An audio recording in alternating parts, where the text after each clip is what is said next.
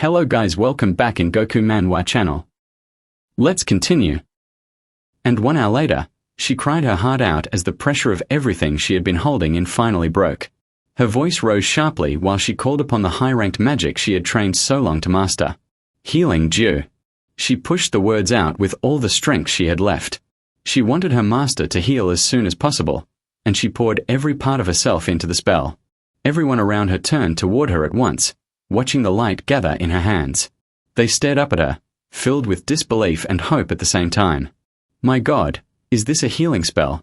They whispered among themselves while the energy around them grew brighter. I am healed so fast, they murmured as their smaller wounds closed before their eyes. They could hardly understand how she was doing it, and they were shocked by the sudden rush of recovery spreading through them. They kept thanking Lord Goblin, relieved that even this small miracle might mean something greater. Someone from the back said that their own lord would be saved too if this continued. Their voices rose together, full of hope that had been lost for far too long. The Lord himself was shocked as he watched her. She lifted her voice again, calling out the next stage of the power. Transcendent magic. Redemption star. The words echoed through the space like a wave. Her hands shone so brightly that no one could look at them directly.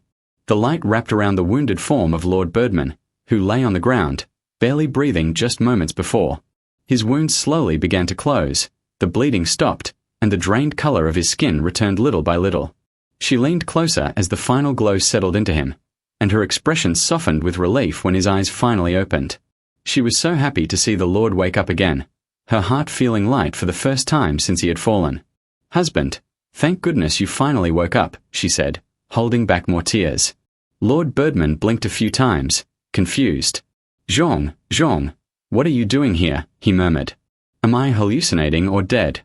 My wounds don't even hurt, he said, trying to understand how he was alive and painless. His brother, Xiao Qian, stepped forward. Brother, Birdman, it's me. You are not dead, and it is not a hallucination. I came to see you, Xiao Qian said, steady but clearly emotional. Lord Birdman looked at him, taking in the reality of it. Xiao Qian repeated his name, Zhong, trying to keep him grounded. Then Lord Birdman's expression shifted from confusion to anger as the memory of what happened rushed back. Those damn bastards keep harassing our people again and again, he growled. I cannot swallow this hunger, he said, the frustration and pain of what their people had suffered rising deep from his chest. The healing light faded slowly around him, but the determination in his eyes only grew stronger. Lord Birdman looked at his brother with a weary seriousness. Xiao Qian, I want to ask a favor of you. Before he could finish, Xiao Qian answered calmly, almost as if he had been expecting it. No need to say it. I was planning the same. Birdman repeated his brother's name again, Xiao Qian, needing the reassurance that he truly understood the situation. Xiao Qian stepped forward and gathered his power, preparing for what came next. I will summon a large number of monsters to help you take revenge, he said, his voice steady. But before that, I will give you something. Blade wings, rank 11. Xiao Qian held the blade wings out toward Lord Birdman. Birdman stared at the wings, stunned by the weight and value of what he had been handed. This was a high-grade magical tool, something rare and almost impossible to obtain. This is too precious. How can I accept this? He said, still shocked. But Xiao Qian shook his head. Who do you think needs a pair of wings more than I do? Don't you want vaginance? He reminded him. The desire and purpose behind that name brought clarity to Birdman. Fine, I will take it, he said. But the other wing must be broken off to attach this one. Are you sure you are ready? Xiao Qian asked. Birdman did not hesitate. Come on, he said. Then he reached back and broke off his own damaged wing.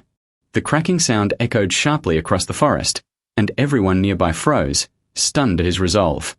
Xiao Qian immediately attached the blade wings, securing them in place. As soon as they settled onto Birdman's back, a surge of sharp energy burst outward.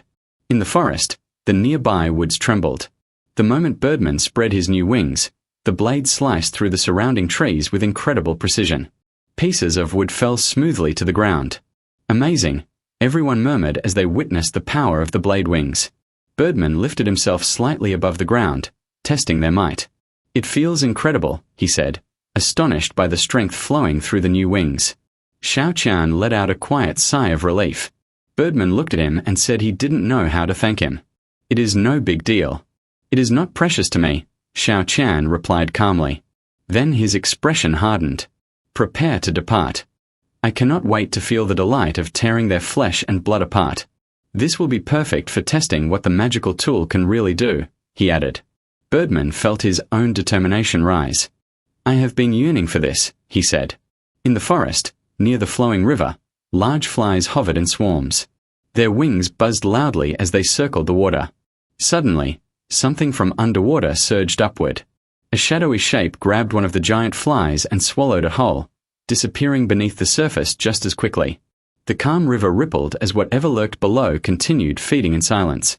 Like a desperate, hungry man, the creature beneath the water lunged up toward the surface again, leaving wide ripples that spread slowly across the lake. It was the season when the big-eyed dragonflies came to lay their eggs along the reeds, and during this time the whole area turned into a feeding ground.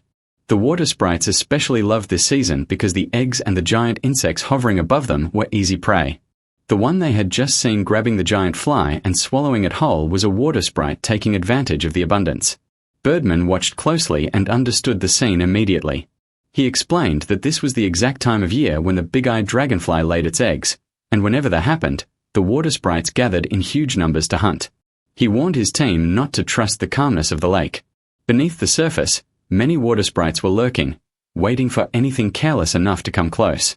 Their stillness was only a trick to hide their numbers. One of the team members stepped forward and asked if they should go into the water, saying that he could swim well. Xiao Qian responded immediately. Perfect, he said. Then he added that this was their chance to breed a large number of goblins naturally able to swim from birth. Since water sprites were strong aquatic creatures, they would make the best breeding stock. The idea excited the group, but another question came from someone in the back. How do we get them to come out? Xiao Qian answered with determination. This lake spans tenths of li. There is no way only water sprites live here. He refused to accept that they were the only life in such a large body of water. Then he steadied himself and called out his command. Monsters summon. He explained that they just needed to summon monsters inside the lake and control them with a mind so that every beast hidden below would be forced to react.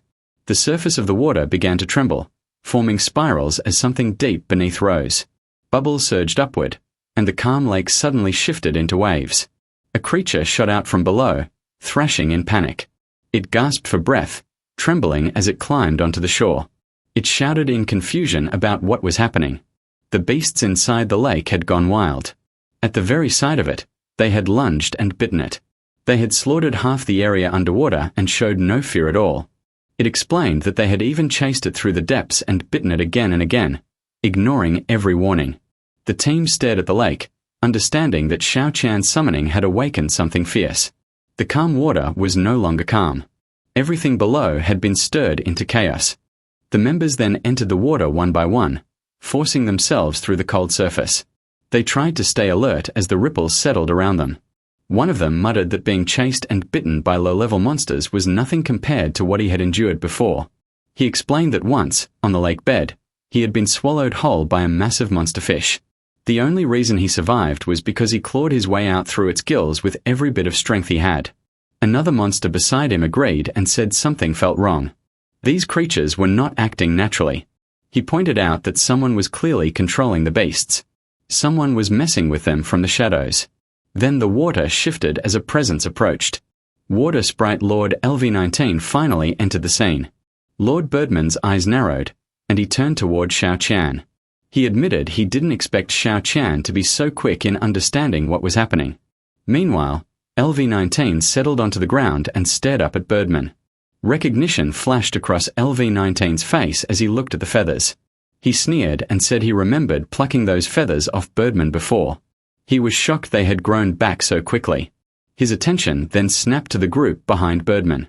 He scoffed at them, calling the goblins useless helpers. But the moment the water monsters around him noticed movement, they pointed at the female goblins. They shouted that the humans, specifically the female ones, were alive. A hunger lit their eyes. LV-19 grinned and said it looked like they had struck good fortune that day. He immediately ordered his subordinates to grab the two women. At that moment, the members of LV-90, the water goblins, crashed violently through the area where the human girls and the monster goblins stood. Water surged upward as bodies collided. Chaos broke across the shore. Everyone suddenly turned their attention to Xiao Qian, launching attacks at him from every direction.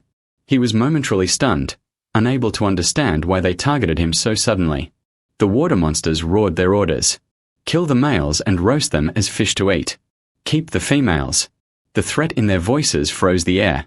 Xiao Qian's face turned sharp and dangerous.